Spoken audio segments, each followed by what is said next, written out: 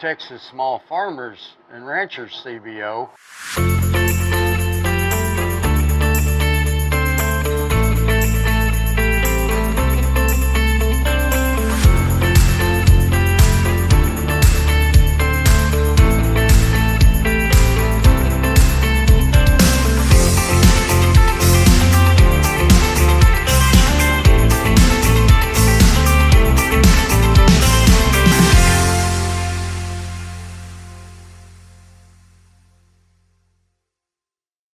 All right. Well, good evening, everyone, and thank you for joining us for another one of our knowledge forums. Tonight, our topic is raising rabbits, chickens, and quails. And our special guest, Jorge Garibay, was with us actually last month and shared the topic of bees and pollination. And we enjoyed him so much, we asked him back again.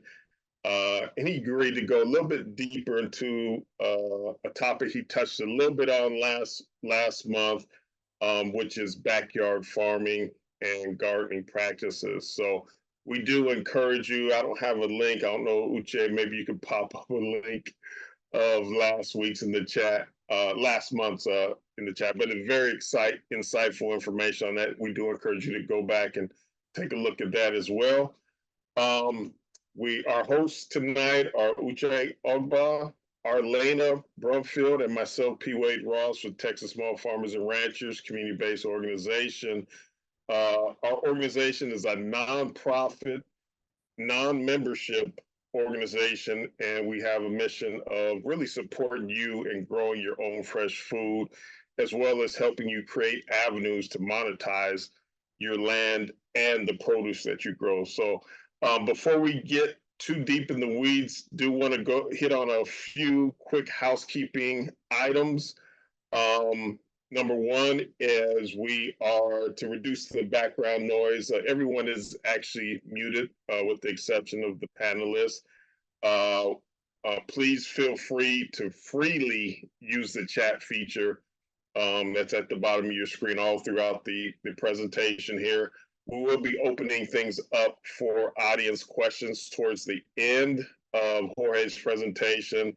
In the meantime, if a question comes up, feel free to throw it in the chat, throw it in the Q&A session, or you can, once we have Q&A, you can also raise your hand using the raise hand icon. So in respect for your time and to get you back to your families, we try to go no longer than 90 minutes. So if it starts getting close to 7:30, we will start wrapping things up and then move forward with our next month's knowledge forum. So, but we will be recording this, and this will be dispersed to everyone who registered. So if you have any issues, I know there was a tough thunderstorm that's crossed our region over the last couple of days. So we will make sure we get that out to anyone who could not attend tonight. So with that said, Uche, before we get started, wanted to see if you have any icebreakers to really get our audience warmed up here. Yes, I do have a few icebreakers. Thank you, Phil. Let's see. Okay, we have 4 icebreakers today, and as always, we always ask people. The first one is always the standard. Now, if you look on your polls and quizzes section, the question is, where are you joining us from? So if you're participating, you can answer the icebreaker section, or you can just write within the comments as well. We just like to learn. Every single time we have this forums, we have people from different areas, different regions, all around the United States, and we always like to learn where you're coming from. So we've had a few answers already. I see we have 2 people have responded. If you cannot respond, that's okay. We usually spend about a minute on each question. So there's no pressure to respond. If you don't want to respond, that's okay. But we always love to learn. So let's see. We are 15 seconds left. Everyone has responded. Well, let's end it really quickly. And let's see where we are. So we have folks from a bunch of areas that we're going to see in a second. Usually takes my computer a little bit. Okay. We got Atkins, Texas. Welcome, welcome. We got Oak Cliff. Okay. welcome. We have Austin, Texas, and we have Lancaster, Texas today in the house. So we're very excited. Welcome, you guys. We're so excited to have you here. We have another icebreaker just to kick things off. So always ask this question is standard. Do you grow your own food? We are the Texas Small Farmers and Ranchers, and our goal is to empower everyone to grow food. So if you do, yes. If you don't know, maybe if you're thinking about it. So feel free to answer. It's a multiple choice question. We have two answers already. We have two yeses already. Okay, we have some folks growing their food over here. All right, excited to learn what you grow. Um, excited to learn about how you're growing some of those things and how you'll be utilizing some of your, small livestock within your growing patterns. Oh, maybe you have a maybe. Okay, that's good. Let's see if we can convince you. Thank you so much. Thank you to all your answers. So we have three yeses and one maybe. Great, great, great. Going up to a great start, y'all. Now we have another icebreaker. This is always a good one. If you grow produce or livestock, what are you growing? And if you have your own livestock, what are you taking care of? What livestock do you have? Today we are talking all about livestock. So this is a good time to share those answers with us. Let us know. What are you growing? And if you have some livestock, what do you have? Do you have small chickens? Do you have rabbits? Those are centered in our conversation today. It would be great to learn more. So no one has answered yet. I'm guessing people are thinking about it. People are going through the motions. That's okay. That's okay. I don't think anyone has anything they're growing. I saw three yeses to growing your own food. Oh, there we go. Boom, boom, boom. Thank you so much. Oh, I was getting worried for a second there. I was getting worried. Okay, I'm gonna end the poll and see what some folks responded with. And if you want to respond as well, we also have it in the chat as well. You could always answer on there as well. So let's see what's people talking about over here. Let's see. Always takes my computer a little bit to start up. Uh, okay. First guess: several different squashes, tomatoes, chard, kale, herbs, and berries. I love that. I love me a good berry. Second guest: cabbage, tomatoes, blackberries, eggplants, greens, etc. Love that.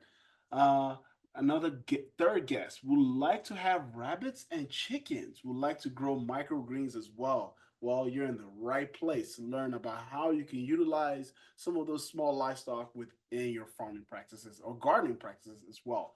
Very, very exciting. And we have a last one. Now, I'm from all aspects. It seems like not everyone has responded. So the first question is: do you raise any animals currently? If you don't, that's okay. Just say yes or no, or give a short explanation if you feel like it. But we also have a part two is what is your favorite meat product? It's always important to understand if you are thinking about raising livestock, what that meat product will be like, because you also have to, enjoy it to a certain degree. Because we are the Texas Small Farmers and Ranchers, our goal is to not just, help you grow your own animals or fruit, but to also see how you can also produce this to other people so other people can enjoy it. So feel free to answer. We have two responses already. We have three responses. Okay, all right. We got two more people in chat. If you want to respond, that's okay. We usually give about a minute for responses to come through, and we're 5 seconds, and that's okay if you don't want to respond. We will find out more information in the end. I'm going to end the poll, and let's see some of these details. So we have some folks answered that they are currently raise some animals or thinking about it. And let's see the answers to that. So, first response, first question: do you raise any animals? We had one yes and two no's. So someone does raise animals. So this is a great place. And the two no's, I'm guessing you want to learn today how best to apply that. And we have answers to what your favorite meat product is. One person said quail. I love me a good quail. I had quail eggs one day. Those small, tiny things, but ooh, they were tasty. They were tasty. I won't lie, they were tasty. Second guess said pork. Yeah, good bacon. Bacon sauce. In my opinion, some people don't eat pork, but for me, bacon is a good morning breakfast. And of course, beef. And nothing you can't go wrong with good beef. All right. Well, that ends our our icebreaker for the event. Thank you all so much for participating. We have more people have joined us. So feel free to get on the chat if you have any questions, or during the Q&A, feel free to raise your hand and we can turn on your video and your audio if you feel like it, and share your questions that way as well. Thank you so much. Phil, over to you. All right, well, we're going to get the ball rolling here. Jorge, I know that some of us did not get opportunity to see you last week. We're going to, of course, we did put in the chat the link, so some of y'all can go back and see that. But if you don't mind, if you could do a quick intro of yourself and then jump right into your presentation. Okay, am I on here? All right, perfect. Well, I'm excited to be back. Very excited, because last time we talked a little bit about the animals that we raise in the backyard, but we didn't get into them because we were talking about pollinators. Today we're going to be focusing on well, regenerative agriculture practices that I think most of you had attended some sort of class or have heard what regenerative agriculture is. I'm going to quickly do a visual on how I understand regenerative agriculture working. This is the same visual that we presented to the supply chain managers and purchasers of a very large corporation just a week ago, for them to really understand, it's like if they want to produce a regenerative product to be able to offer to the public, and mind you, this is a multi-million-dollar company, like how can we show that? And that's what I'm going to try to show you with this presentation. But we have to really understand what regenerative agriculture is, so that we can maybe explain, why that's even good. Because if it doesn't matter if it sounds good, like we need to make sure that it's actually doing something. So conventional farming is a lot like, I don't know if you can see this pinwheel here, that, for this pinwheel to go, conventional farming requires input. For me to make it go, requires me to add fertilizer, for me to add seed, to add treatment, maybe to add irrigation, maybe to help it with nutrient. Maybe I have to slow it down with nutrient. So it requires a lot of effort on the farmer's part. And, the land can only give so much. The weather patterns have to be right, but this is all we're getting. For our input, we might be getting a linear return. So once we stop tillage and reduce disturbance of the soil and start covering the soil, then we start adding leaves, or we start adding ways for the earth to kind of regenerate itself. So when we move into, say, adding a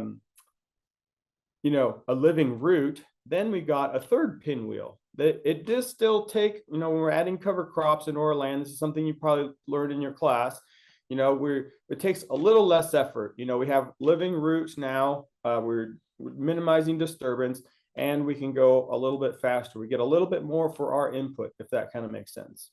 The next step you probably learned is adding crop diversity. So, on farms, that could be, changing the different things, and we're adding one more thing. As you can see, when we're adding crop diversity, the crops start helping the land. Now, this happens also in your backyard.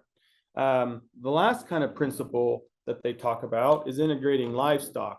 So this is what we're talking about today. And as you can see, when we integrate livestock, we have a lot more chance of catching and for it to go. So it takes a lot less effort. So that's what we're going to be focusing on today. The part that you missed on the last one is that this is not actually where it ends. When you integrate bees, this is what you get. You get a much bigger pinwheel that's complete. And that was the perennial kind of talk that we talked about the last time. So I hope that kind of visually kind of sets you up for what we're going to talk about. We're going to talk about this one here. How can we make our backyards work more efficiently with the integration of livestock? So that's what we're going to talk about today. So I'm going to start sharing my screen, and we're going to go through a bunch of pictures. If there's any questions about that, I hope that kind of helps put together I mean, it's helped me, and that I stole from somebody. I just added the bigger pinwheel for my bees, but That that was really, perfect. That was perfect. I'm gonna steal that too. I'm gonna yeah, steal that. absolutely. Me Uh, three. yep. I think it really helps. You know, everything is linear until we can make a perennial system out of our backyard, out of our small farms. That's really, I think, the ultimate goal.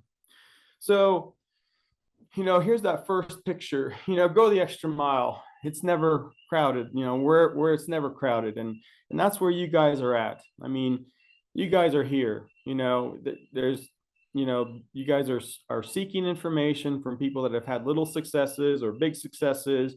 You're asking questions. You know, you're trying to figure out, you know, like where, you know, where is it not crowded? Like where can I fit in? Where can I stand out? You know, what is the niche market that fits with me? So that's kind of what we're going to talk about here. Last month we talked about how this is the place that I live in. It's 1/8 of an acre in town, and this is the land that I started with. You know, your acreage might be a lot bigger, but you know, it's like, what do I do with this? You know, if this is all I start with, what the heck can I do with this? Right.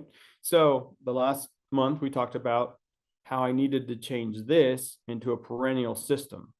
This was a perennial, you know, mowing problem for me. I needed to figure out how I could make this feed me, feed my neighbors, and help me build infrastructure with the proceeds from what I could do. The last time I talked about what really got me going is that I was perfectly happy with this life because I had a set schedule. I had a full-time job, and every month I would go to a box store to buy 60 eggs. I have that egg story. So I would go beginning of the month. I was a very structured life. I would go buy my 5 dozen count of eggs, and I would eat, you know, a couple a day for 30 days. You know, my life was good. I didn't have to go to the store, you know, for eggs for the whole month. But during that first April of COVID that happened, my story was that when I went to go get my 60 count of eggs, I was told that because I only had one person in my household that I was not allowed to buy the 60 eggs. And that really shocked me. It changed my life. Like I talked about in that other video, you know, it got me to the point where I'm like, well, this is silly. Like, how can I want to continue my life, my 9-to-5 job, you know, everything was good until this silly thing came around and like, there's eggs on the shelf, but like now I'm not allowed to buy them. So now I had to figure out, well, how can I grow the eggs for myself? And that's kind of what we talked about last time is this has to be kind of personal for you. You know, you might have different goals than I have, but for me, it was personal. I could not continue my life without having my 60 eggs at the beginning of the month. So I knew at least that part was taken care of my life. We're not even talking about toilet paper and stuff like that, but you know, that's kind of where we started, you know, and I, over the past 4 years, have evolved the backyard. This is the backyard. As you can see, there's a fence line on the left-hand side. You know, we're turning into, you know, working onto, you know, building plants and things like that. And you'll see as we progress, I've really, this backyard that you're about to see now, it's just crazy. Like there's not like 1 inch of space that's just wasted because this is what nature does. Like every time you go out to nature, you know, the only paths that are not being used are where people are walking all the time.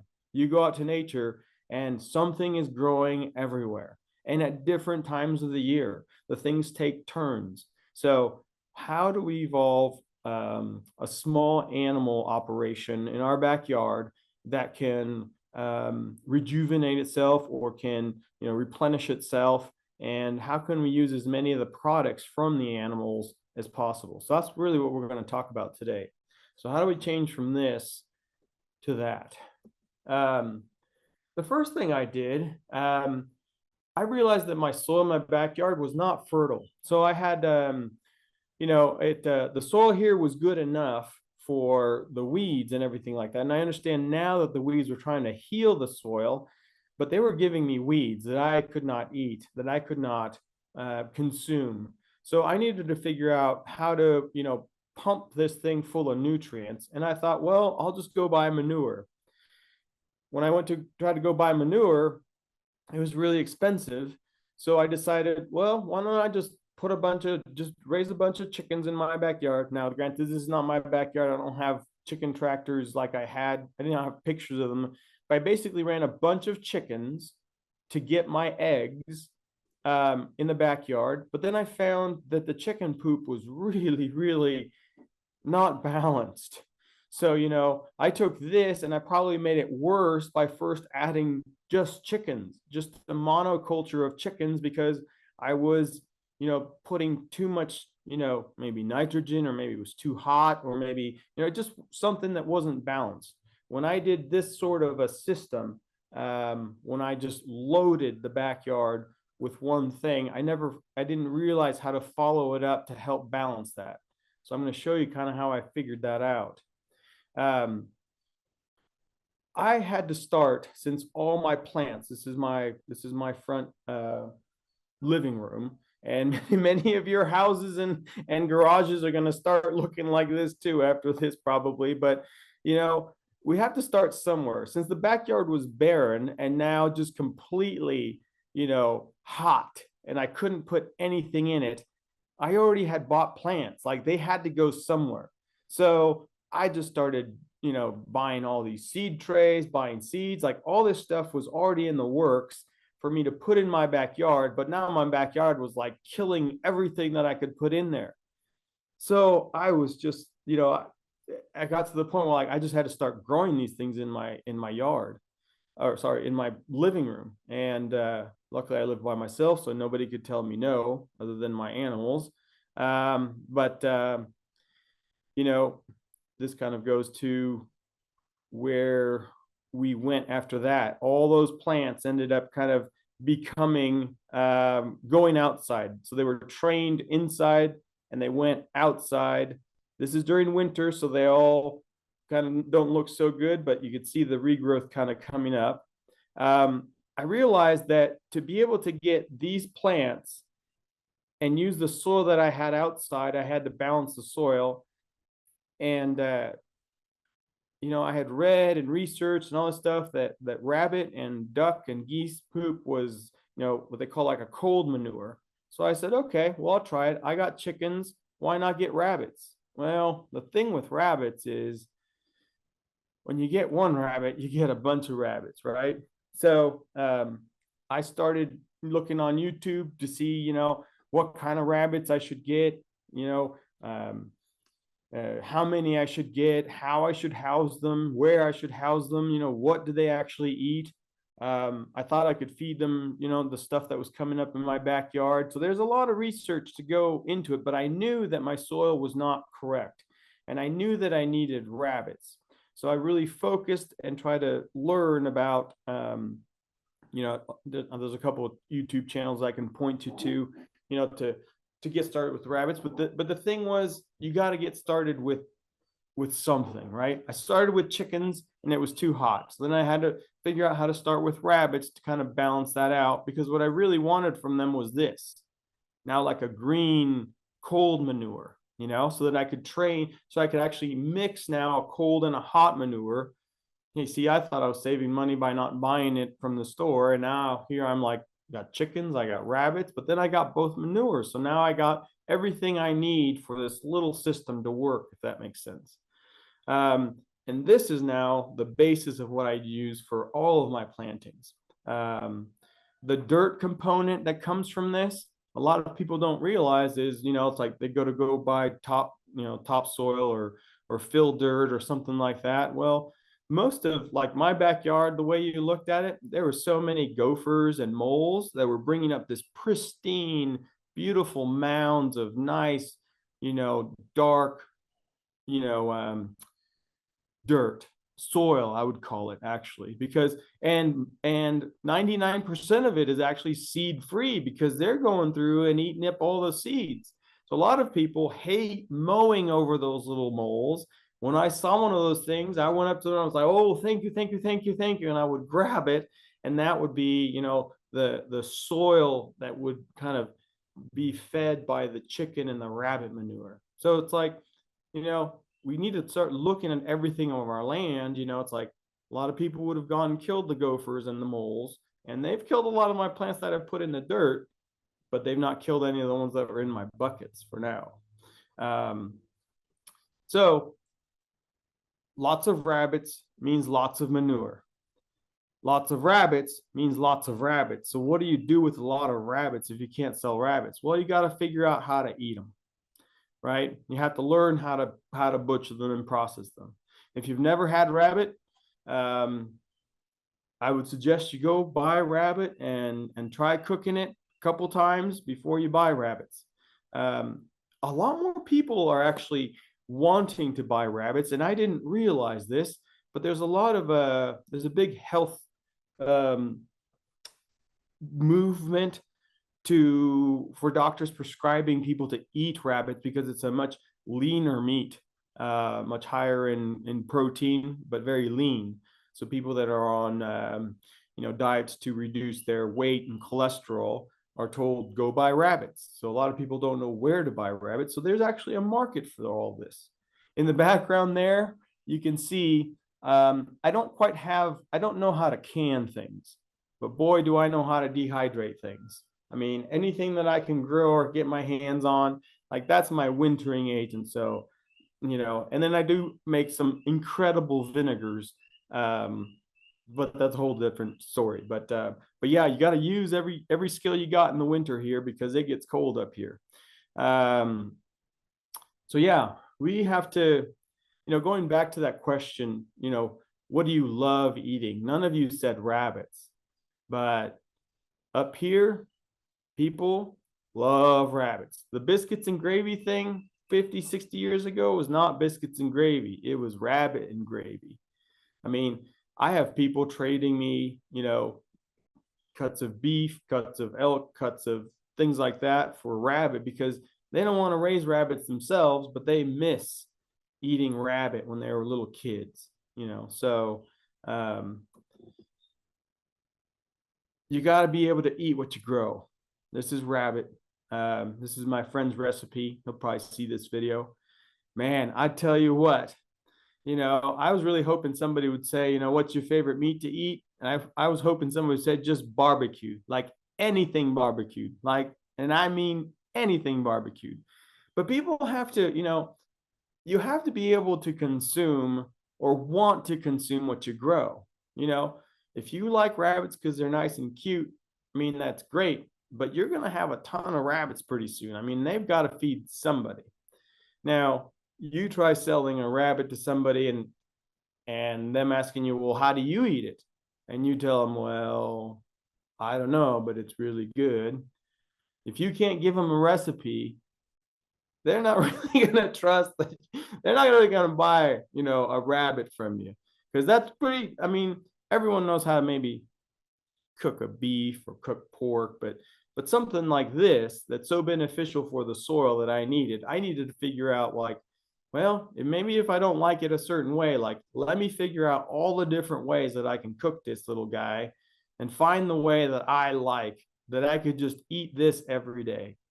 And that's part of this journey. It's, we have to figure out, we can't just have something for the one purpose. As small producers, we need to try to get, a trifecta out of these things, right? So these rabbits, they feed me, they produce poop for me, for my gardens, to grow vegetables that you saw me, dehydrating and stuff like that, since I can't keep them over winter.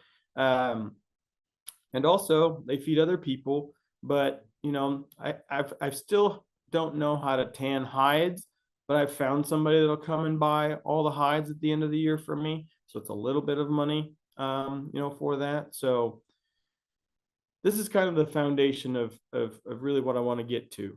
For the livestock component, I think a lot of even large farmers don't integrate livestock or have a hard time getting to that part of regenerative agriculture because, well, the infrastructure is a little expensive.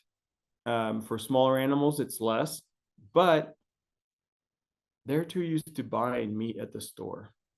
you know, they remember, everyone will tell you a time when, their grandma or their grandpa, like went and picked a chicken that they ate for dinner. But we just don't have that anymore. And that's what people are longing for.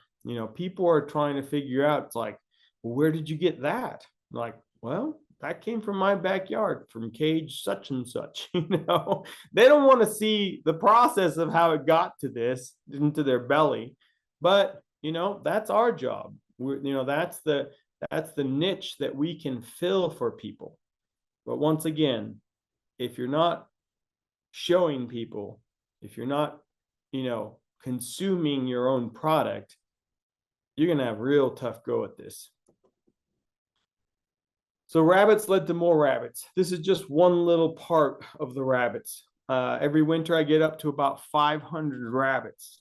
A lot of people look at rabbits like in this situation, they'll be like, well, that's not a great situation for the rabbits, and they're not happy and free. But that situation allows me to collect poop like this. So what do you do when you have a lot of rabbit poop that you can't use? Well, you get more buckets. You get more buckets to make more plants. Once you have more plants, then you can market plants to sell to people. And that's where all those buckets came from. So I didn't necessarily want to be a tree and shrub farmer. This is in the winter, so they're all dormant. But, how can I best utilize the rabbit poop and then the chicken poop that I had to be able to produce another product? So the chickens would feed me with eggs. The rabbits would feed me with meat. But their byproducts, instead of taking it to the landfill, could I collect it? I've actually, since 2 years ago, I found somebody, a greenhouse that would take as many of these bundles of rabbit poop as I could take to them. So every time I get to go that way, every time I need a little bit of money, I just fill the truck and I go down there and I just drop them off. So there is outlets for these things. We just have to figure out where they're at. You can see right here, part of finding, where your excess is going to go is marketing. And I guess my whole journey kind of started when I started posting the things that I was eating. And that's what gave me the feedback from people, like when I was posting on, this is my Facebook, 8th Acre Farms. When I was posting like, oh, this rabbit's incredible, and I would show a picture of it, people would be like, hey, you sell rabbit? And I'm like, no, I'm just sharing it because it was really good. But when you get enough feedback from people like, hey, I want to try it. Do you have a rabbit? Like, we want to try it. Do you have recipes? Then I'd be like, hey, let's make more rabbits. That's the positive feedback to go to the next level, and then actually to sell it. So it kind of sold itself. The poop as well. Before I found somebody that would take as much as I could produce, I was putting it out there in the spring. I said, look at what this, poop, the cold and the hot, poop that I collect. Look at what it has done for my gardens. It could do the same thing for yours. But, the proof is in the pudding. Like, you have to do the work for yourself first for people to believe you and for people to try it. Every spring I sell out of all this stuff. And now the people that, I can't produce enough of it, which is why I build up so many rabbits in the winter so I can have enough to sell. But people have now picked up that I don't ever have enough for all of them. So now people are actually buying it in the fall to put it into their gardens in the fall, so it breaks down for the spring. See, so you actually you exponentially kind of start a market for yourself, if that makes sense. You have to know your limits, but I can fit about 500 rabbits, but that's about it in the backyard. So it's a seasonal thing.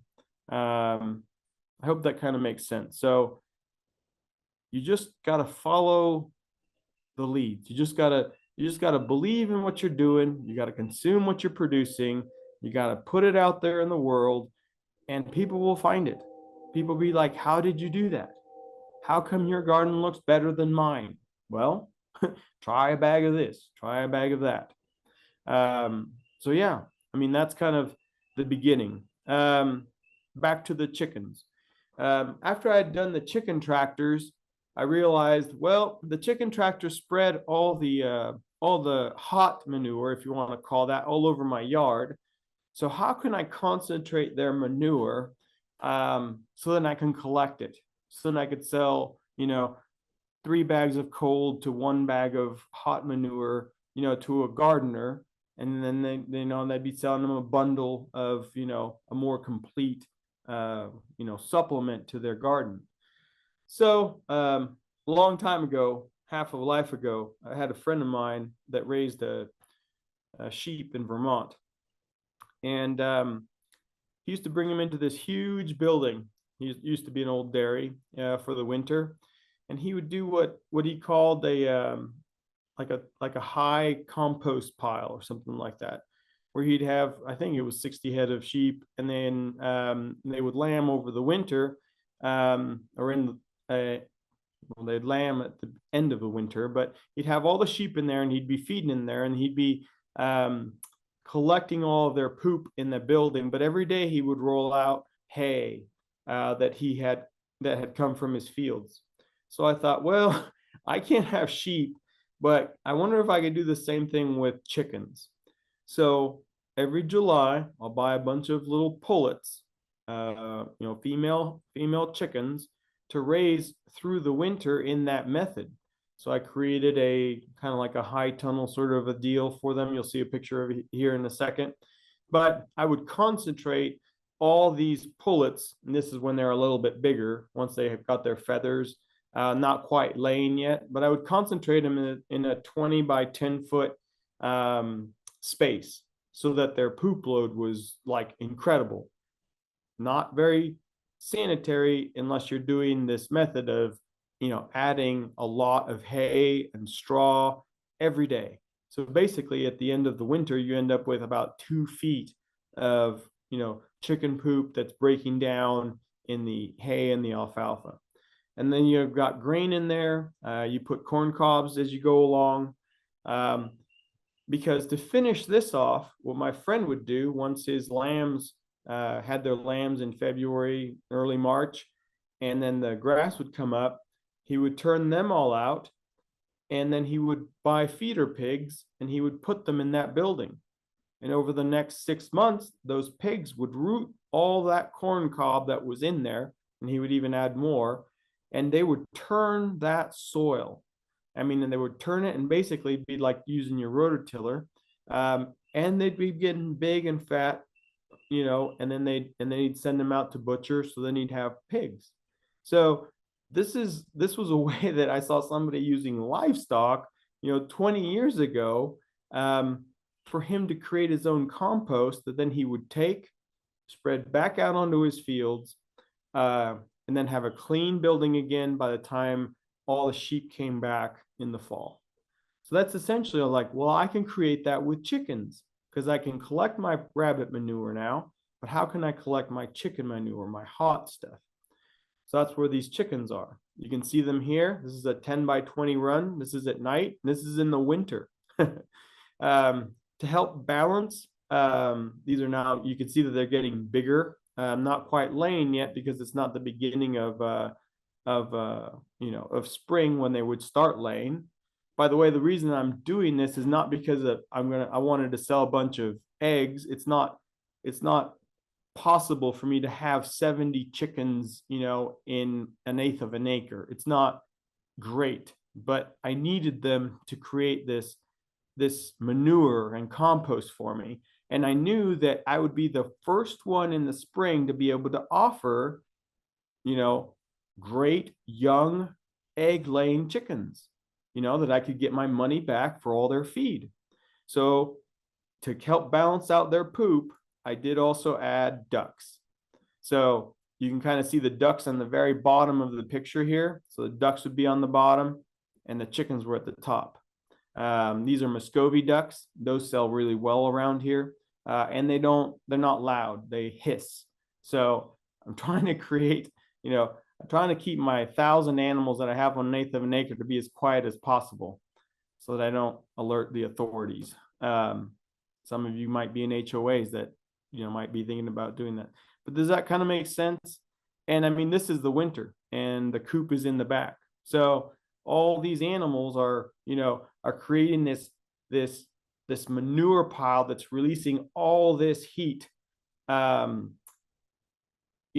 keep all the chickens warm, to keep them growing, if that kind of makes sense.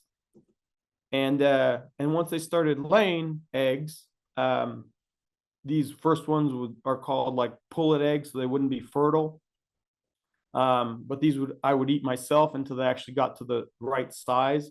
And then as soon as enough of them started laying eggs, I could start selling, dozens of eggs in February and March. And then I would post them. This is a group I created called the Midwest Edible Farm Animals, Plants, and Produce. So if you don't have a market, you kind of have to create your own market, if that makes sense. So like, there's nothing stopping you from doing any of these things. Like, people have to, and there's not that many people on that group, but this group kind of gives credibility and shows, that these things are now available, and then I would hatch babies from them. So I'd be the first one to have, chicks, in the spring before any of the box stores had chicks for sale. And yeah, these are going to be mutts, but people want to get started with chicks. So while these hens were selling, I could sell baby chicks as well. Maybe too early in the year, some people would argue. But, if people want to buy chicks, I would have chicks available. And then the hogs come in, piglets. So just like my friend, he would turn them. You could see the chickens are still over here in the run. You can see everything's, there's a lot of hay that goes down because that all breaks down inside the manure. And then the pigs add their own, kind of manure to the batch. But eventually they get turned out into that pen, and they start growing and they start turning all that dirt. And then some of them, once they get to a good size, I mean, like I can't grow them out to 300 pounds, right? So, I mean, they end up on the Traeger. And they're pretty tasty when they're young and well fed like that. But these are all things that can be done in a very small space, but you can't have them year round. This is a perennial system, once again, with livestock. A lot of people get attached to their livestock, but they're fulfilling their purpose. Pigs go around and root. They take things out that shouldn't be there. They go around finding the most nutritious things, when they're in abundance. Their job is specific. So can we find a livestock that's going to help us figure out what to do in our backyard? Happy life. Look at that. They're all going to butcher. I figured out that, 5 was too many. So maybe 1 or 2 would have been good. But now I have a friend who raises pigs. So he takes them, once they've done their job here, and he finishes them out for me, and I pay him for it. And then I take them to a processor, and then I sell the meat, so I don't have to be with me forever. And Uche, you talked about quail eggs. Look at here. These are Dragon Ball quail eggs with my pork salt, the pork around the quail eggs. I didn't put bacon on there, but you see, like, when you eat what's in your backyard, man, people want it. Like, people are like, what's that recipe? I'm like, well, you got to buy my quail eggs and you got to buy my pork because my pork is seasoned the way I want it.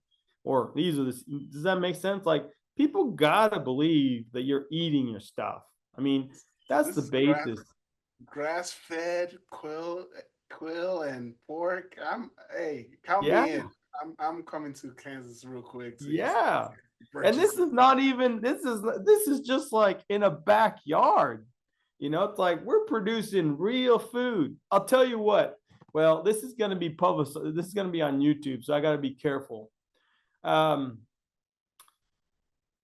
was once stuck in a country where they were rationed with foods for longer than I wanted to be. And this is where I learned a lot of those systems. Like they were just giving staples, to live and some money. And every backyard, just like mine, and that's really what I've done is like, we were like stranded, right? But every backyard, every family would focus on something. Somebody would raise quails. Somebody would have guinea pigs. I know you guys haven't tried it, but they're delicious. It's like you can't, most of those places can't import, pigs or cows or anything like that. So, I mean, protein is protein and seasonings are seasonings and barbecue sauce is barbecue sauce. So you really just got to figure out what you like eating. So the chicken was white meat. The rabbits were white meat. The pork, arguably white meat, although the hairy pigs that you see there are called Mangalitsa pigs. They're a Russian breed of a pasture pig. And they're a darker meat, so they're a red meat. So I had to figure out, like, how do I get red meat into my diet? So I was like, well, I'll just start raising quail. So I ordered a bunch of quail online. You can find them anywhere. I hatched them out and I started raising quail because they are all dark meat. I didn't include pigeons in here, which I raise now to eat as well. And then in my kitchen right now, I've got over 200 guinea fowl keats. So it's like I'm always trying something else because everything's tasty. Once I got the quail going, and that takes a little bit to figure out how to hatch them, but the information's out there, then I could offer quail eggs and chicken eggs, if that makes sense. So that gave me another product. So I've got chickens to sell for eggs. I need their manure. You can see where this is all going. It's like you have to be able to integrate whatever you're getting into your own diet first. And then when you figure out the rotations, you have excess to share. With the quail, unfortunately, the quail can't hatch their own babies, the Coturnix quail. So I've tried like putting them under chickens, but they just were born too small. I mean, they're too small compared to the chickens, so they would get squashed. So if you're going to get into quail, you're going to have to learn how to start incubating. And then, I mean, I started with one incubator. Here's 11 of them. It's like, I don't kind of stop at the number one. I just keep going. Eventually I sold all those and I have Big Bertha here. And actually just a month ago, I bought another one. So I could hatch 10,000 quail eggs, in a 17-day period. And I don't have the capacity to have 10,000 quail eggs, but I can order them. If now a restaurant wants me to grow out, 200 quail for them, it's like, I'll order the eggs. If I can't produce them, I'll hatch them and I'll grow those little suckers out and I'll butcher them for them. There's federal exemptions for quail, chickens, rabbits, things that you'll have to do a little bit of research, putting the right label on. Those things can be sold from your farm. So, but I mean, this is kind of the evolution. It's like you do what you love, you feed yourself, you feed your family, you post these things, and people are going to be curious. I can get, I think that one says $5 for 24 count of quail eggs. I mean, there's a good margin in there, but there's a lot of learning. You have to find maybe a mentor, you have to find, YouTube channels to figure this out, but it's possible. The information's out there. I hope that kind of makes sense. From here, I've pretty much maxed out, the backyard. I've got quail, I've got, chickens. I'm down on chickens right now because right now is bee season, so I don't sell that many eggs right now. I sell a lot more in the spring when nobody else has them. So I try to find when I need to keep the animals to make the best return on them. And I don't want them to overstay on my ground because I'm so limited in ground. But then that has opened up avenues to where people are like, hey, if you can do that on an eighth of an acre, you know, can we do that on my farm? And I'm like, well, I can't raise 200 little baby, these are meat chickens.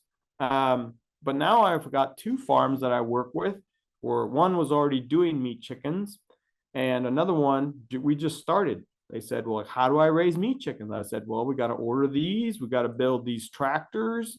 You've got to move them. This is the feed. This is the water facility. And then I show up and we butcher all these and sell them. In fact, now we're even offering classes. So the people to come, this is actually happening this weekend, actually, to where, you know, we are showing people how the whole system of how they would do it. Now we're doing it, we're showing them kind of a commercial scale, but then we do have models of how you would do it in your backyard, like how I started. So another source of an avenue, you know, it's like we need to figure out how to start partnering with people who have more land after we've gotten the knowledge, if that makes sense. And man, those chickens are good. Much different, you know, these are specialty for meat, not for egg laying. With this, you know, you can get a little carried away. You know, it's, if you can do 10 meat chickens, you can do 200, but you're going to need to have storage for 200 if you haven't built, you know, the reputation. So I've had people that were like, well, I can do that. I'm like, yes, but do people believe you?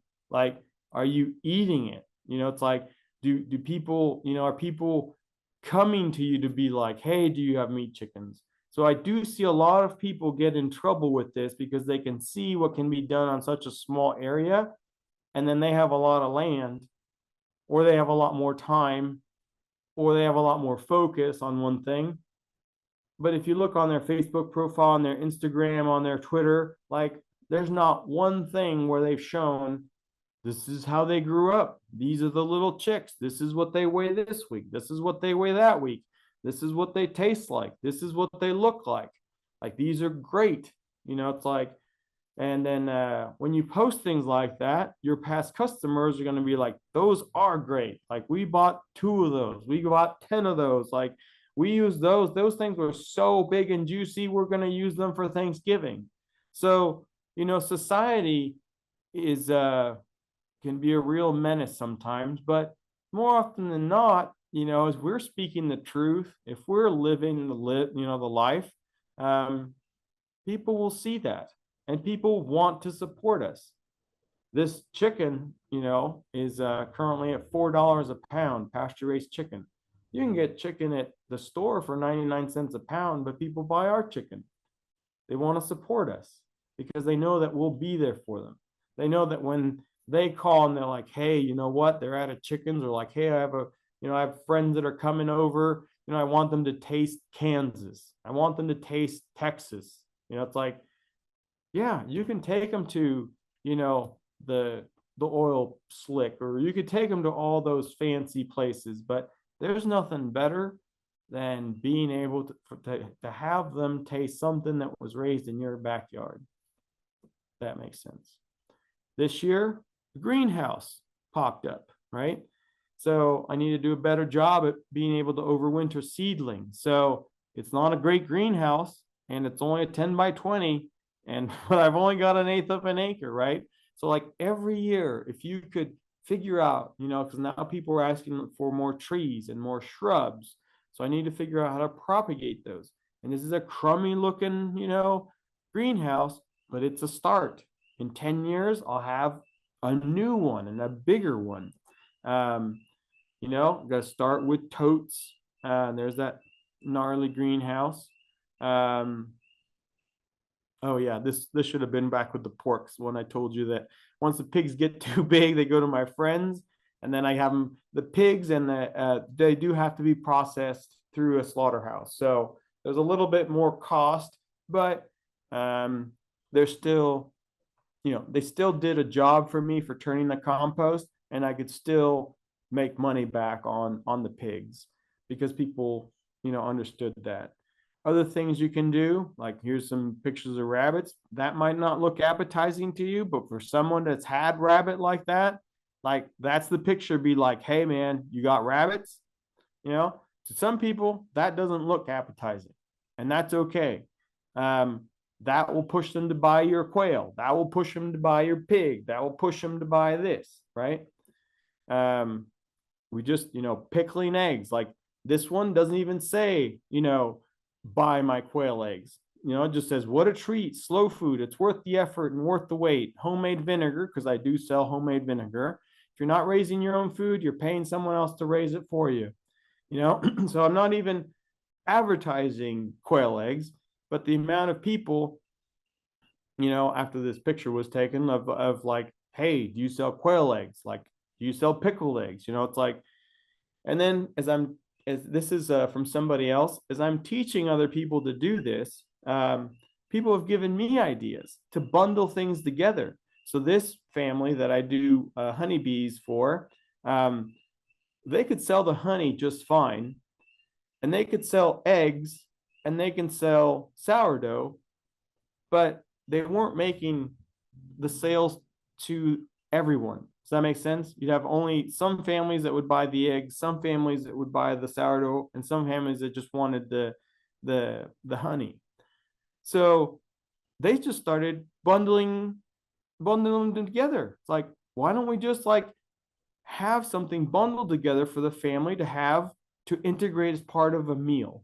And boy, that worked so well for them that now I'm doing that. I mean, I don't have the baking component, and I don't have the capacity for that at this point.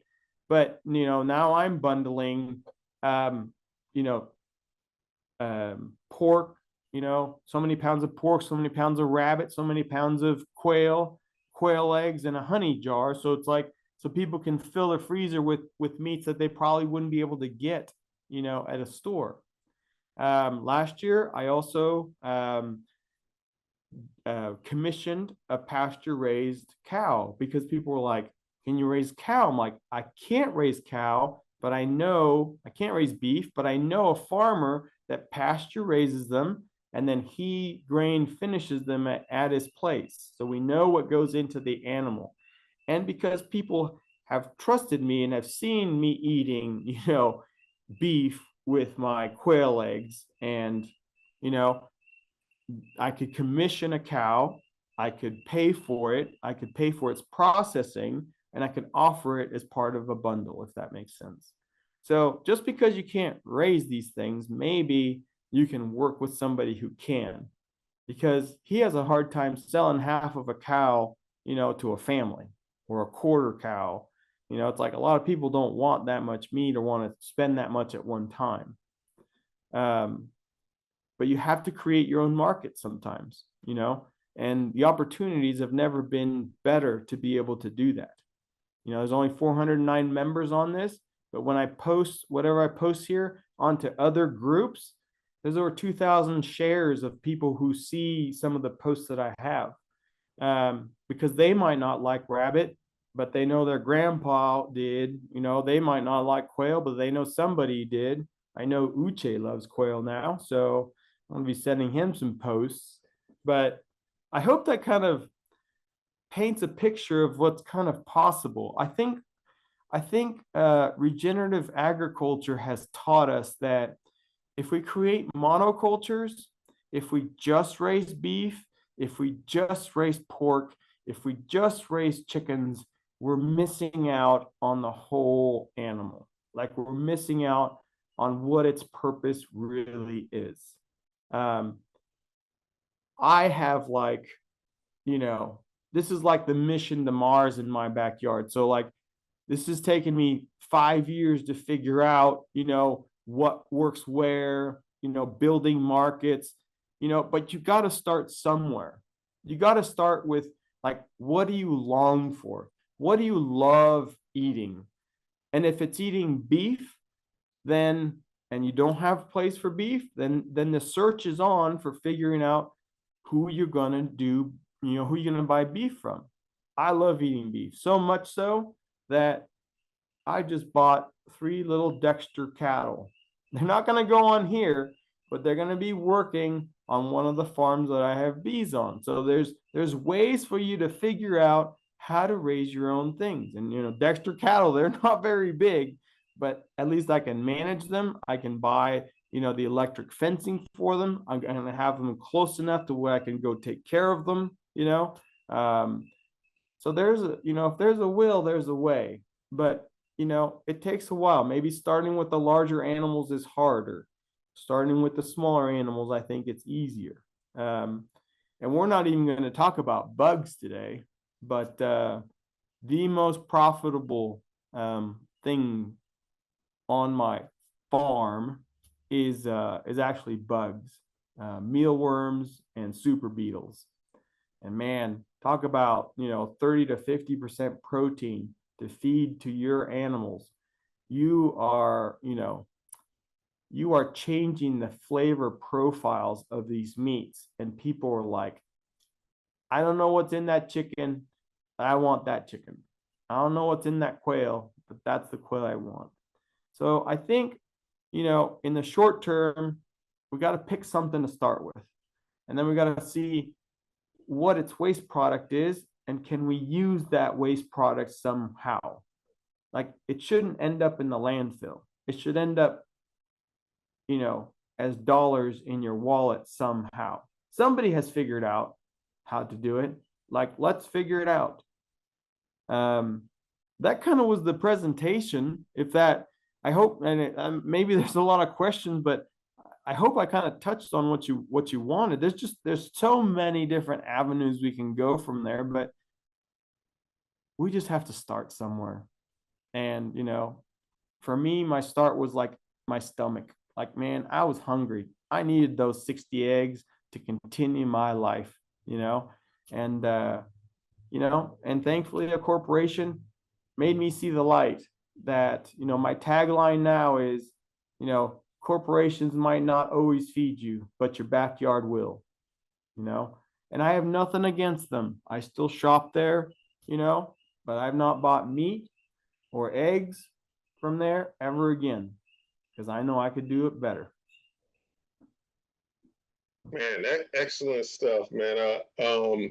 And no, you hit everything on the head. Part of these knowledge forums is just a platform to share things that we don't hear, every day in farming and ranching, and certainly some of the things I heard today, I had not heard before, but I appreciate it. We're gonna tee it up. What is it, about 5 minutes after?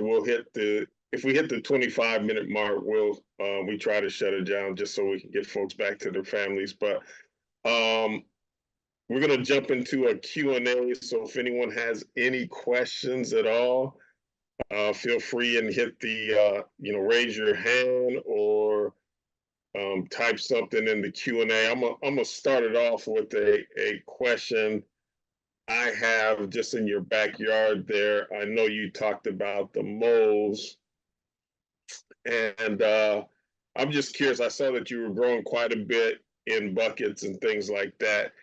Did you ever get to a point where you started building up the soil in the backyard, or are you typically still using those buckets or other containers to grow out of?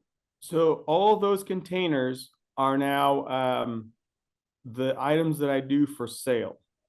So if that makes sense. So like all those trees and bushes, they all end up in tree rows. So as we're clearing out tree rows, we're replanting shrubs and trees like we talked about last month. So those in the containers are things that are not annual, that I can have containerized to be able to sell them, if that makes sense. You saw the big totes. So the land that I have, I don't own. So it doesn't make sense for me to put perennial things in the land.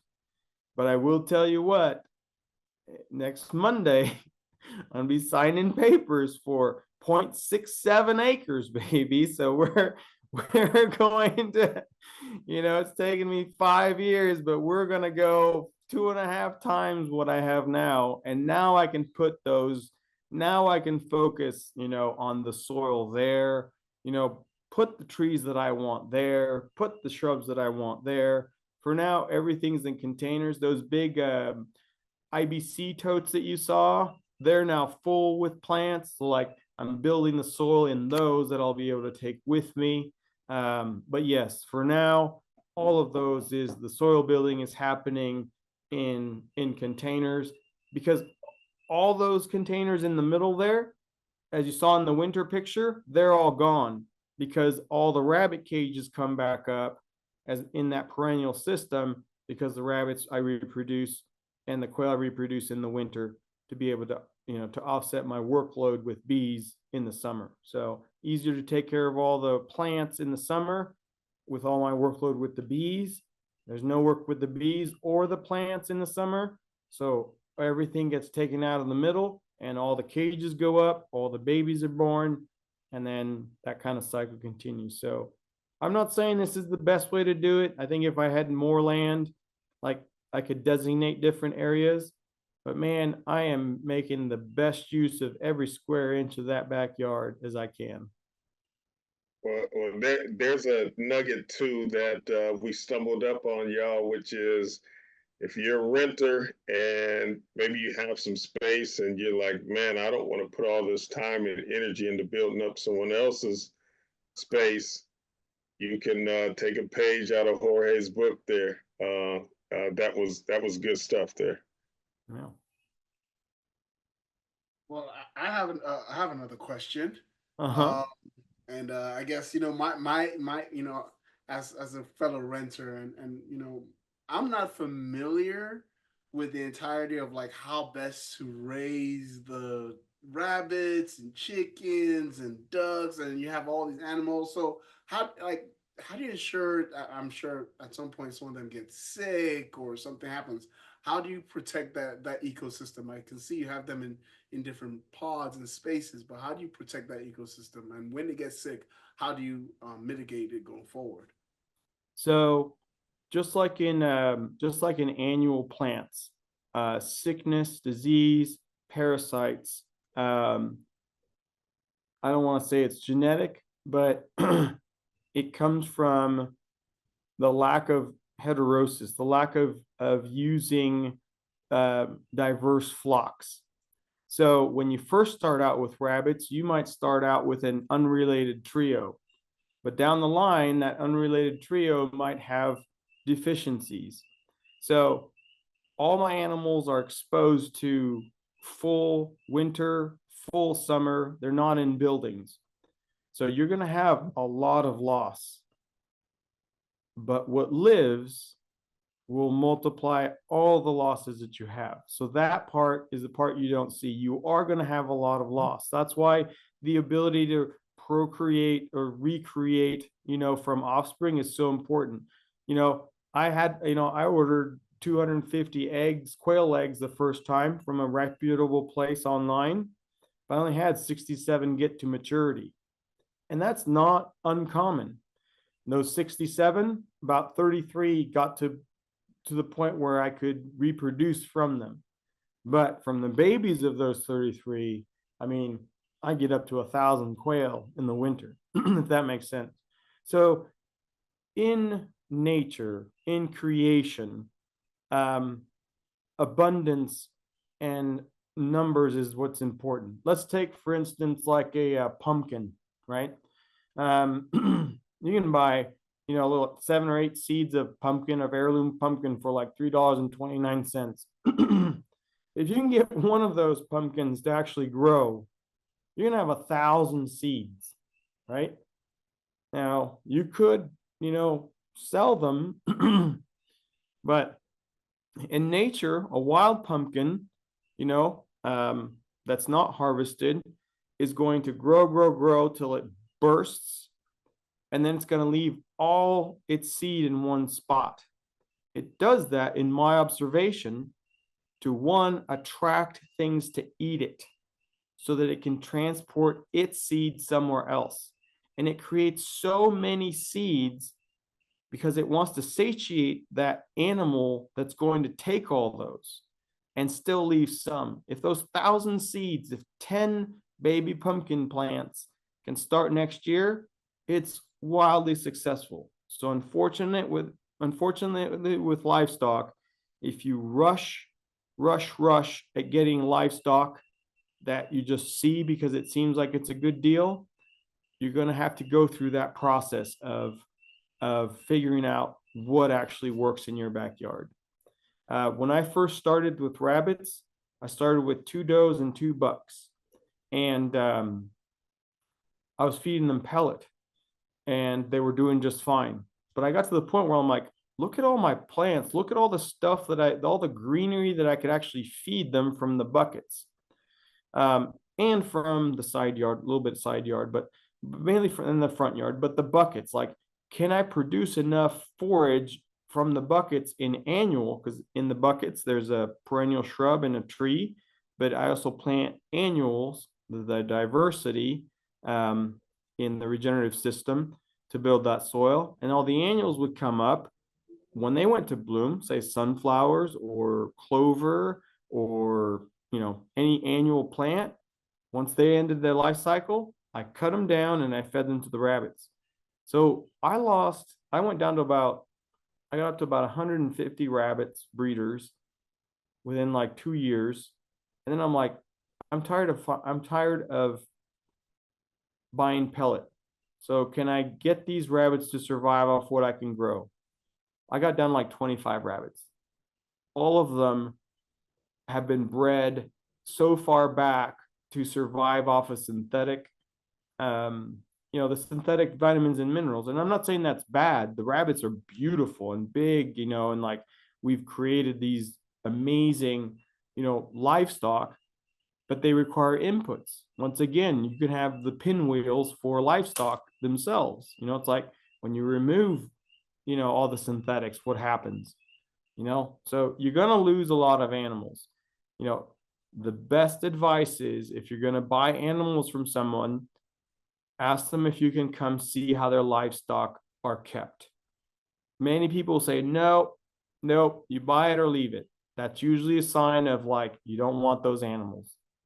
Because if someone's unwilling, if someone who actually produces food that they sell, if they don't have a contract with a corporation, they shouldn't be afraid for you to come over and pick the animal that you want, if that makes sense. And there's lots of people. It takes a little digging, but it's like I invite people to come over here, and when people come pick out their rabbits, they're like, holy cow, no wonder you couldn't send me pictures of rabbits. I'm like, yeah, which one of the 500 do you want?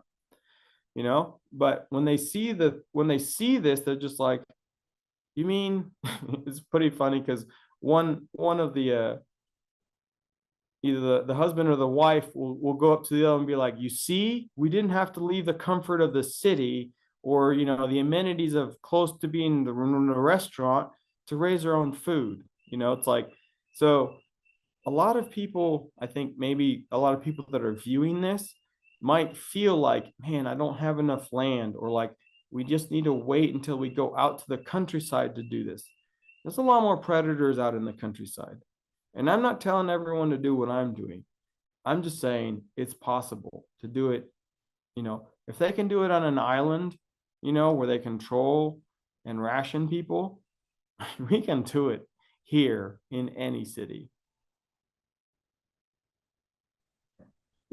Well, that actually brings you actually, the last thing you said brings up a great question that I have for you. Mm-hmm. And this is something for myself on my urban farm. What do you use as a guard animal or protection and security for your small livestock? Or do you not even need that protection because you don't have predators in your space? I have a lot of predators. There's many things that are not in this presentation. But in the winter, I try to buy livestock guardian puppies, and then I train them to all my different animals. Since I have all these animals and I need something to guard them, you know, I might as well train a bunch of animals to be around different critters, and then I can sell them, you know, as they get bigger. A lot of people don't have that capacity. A lot of people don't want to have dogs. I don't have dogs here year round because they're loud. I want my backyard to be quiet. So I've spent a lot of money in infrastructure and live traps. And I do lose animals, if that makes sense, but infrastructure, you can see a lot of the, you know, my rabbits aren't on the ground because they'll get taken. The chickens are on the ground, but in the winter, you know, there's a lot less predators that are out in the snow. If I were to keep chickens during the summer, like all those tried to do that high compost pile in the summer, I'd lose 20, 30 chickens to possums when the baby possums are born in the spring. So I think you will lose some animals to the critters, but I think if you observe long enough, like when the babies are born, and when the cycles are of the natural predators, then you can figure out what cycles, like when to have brooders indoors, you know, in your kitchen, and when to have them outdoors, if that makes sense. But usually infrastructure, live traps, and then staying up in the middle of the night with a slingshot.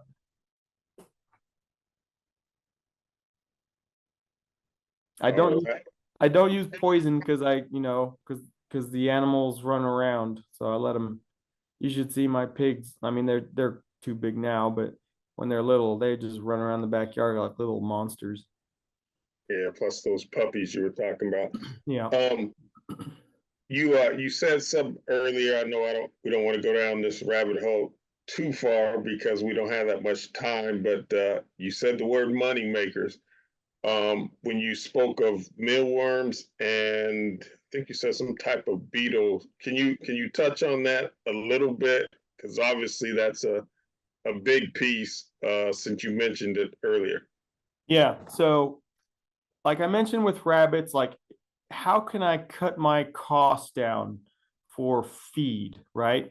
So for the rabbits, it's easy. I buy a round bale of alfalfa and a round bale of brome, and that'll last me all winter, and I don't have to buy pellets. Money saver there. For the chickens, well, they're all on grain. It's like I can't grow the grain, so I have to buy the grain. So what can I grow to exchange that? Chickens do require a lot of grain, and grain is expensive. So if I can't buy it from a farmer, I even went as far as buying a mill to mill it myself, but it just wasn't worthwhile. I just ended up finding a reputable mill to be able to buy my food from in bulk. But I have found that, I can get better protein if I just raise mealworms and super beetles, to feed them, to crunch into their meal so that I don't have to necessarily buy the highest protein chicken meal. Because the problem with high protein, it's not a problem. My concern with buying, 20, 22%, 24% protein meal is if I want to up the quantity of protein, they're just going to add more soy. And I'm not convinced that's the best protein for a chicken, or for me. I mean, I see chickens eating mice. They're carnivores. I mean, they're velociraptors. It's like, I don't want to raise mice, but you could do that. A lot of my rabbits, if I don't, I had contracts before with reptile people that they would buy a bunch of little pinky rabbits. So like I would cull the weak ones, or I would cull the babies. So I would, there's so many different avenues, but I was trying to figure out how I can lower my costs in feed and produce a higher protein for my chickens. And I've found that I think guineas are going to be the answer instead of egg chickens, to be able to convert those bugs into more protein than a chicken. I think I think we've outbred the chickens so much that they really need all the nutrients that comes in, good quality chicken feed. But I want an animal that's more self-sustaining, so that when I do go out to the country a little bit, that if I run out of chicken food and it's going to take me 25 minutes to go get it in a snowstorm, I don't lose all my animals. So a lot of people were just disgusted when I posted pictures of bugs, but just as many people were like, man, you're never going to find a wife now. I'm like, that's fine, but just as many people told me like, that's gross, I would never do it. I'm like, don't worry, I'll send you chocolate covered almonds for Christmas. And there'll be a couple bugs in there, but no. But just as many people were like, what a great idea. And like, you can do those in your basement, and they take very little effort, but you do have to get over the creepy crawly nature of them. And they do have a little smell to them. But, yeah, that's a big money maker, as far as, supplementing your chickens with, to produce a higher quality egg and a higher quality carcass. And once people know that you have them, you can sell colonies of them, and they take very little effort, just daily looking at. So yeah, many avenues.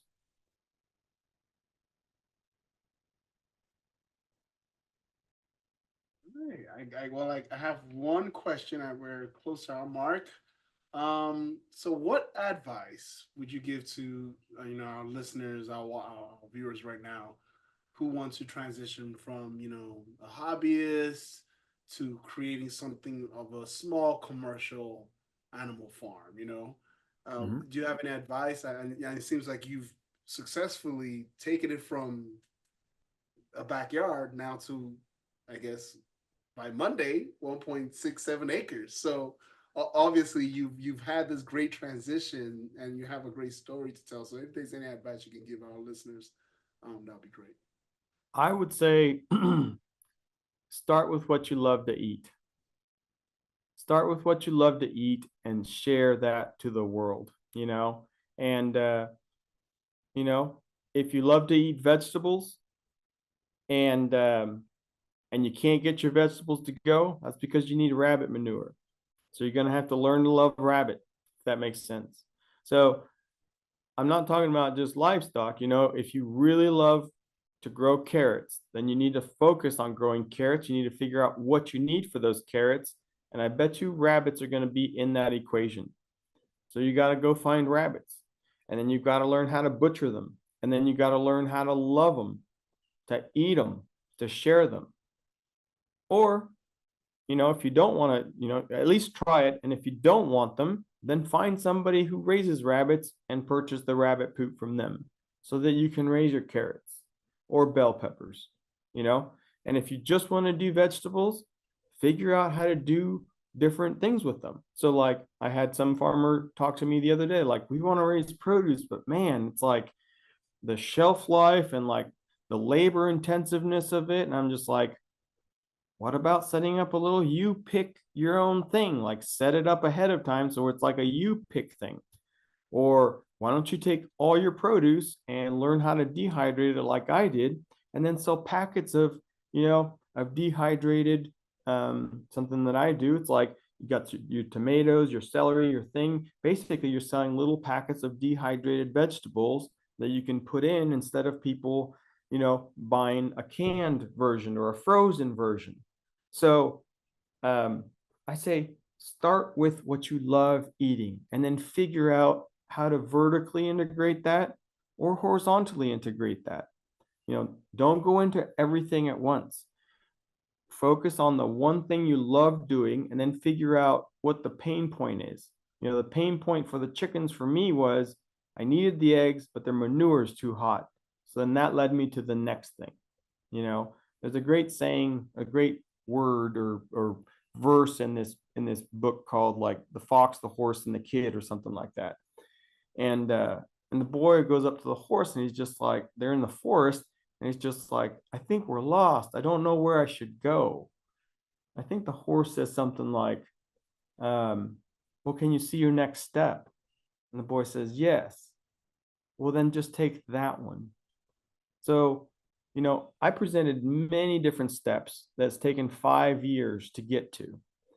You're not going to get there, but the first step is, are you presenting yourself socially as someone that produces food?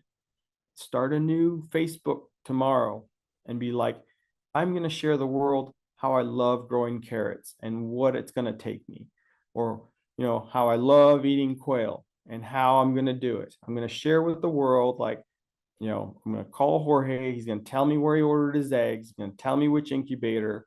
You know, it's like, I'm going to get it and I'm going to post it. And I think that's where we need to start. If you make it personal, you can never go wrong. All right. I think Orlando, you have one last question. I saw your microphone come on. Jorge, Yes. I go to school with some beautiful entomologists and biologists. So there's hope for you. These women like bugs. They like Yeah. bugs, they like manure. So there's hope for you, okay? We're gonna talk about That it. sounds good. You know where to find me. Yeah. Thank you guys so much. I really appreciate this is just, it's taken a long time. Once again, everyone who sees this now or sees this later, you know, you just have to take the next step, and you just have to let people know, you know, that this is truly what your calling is.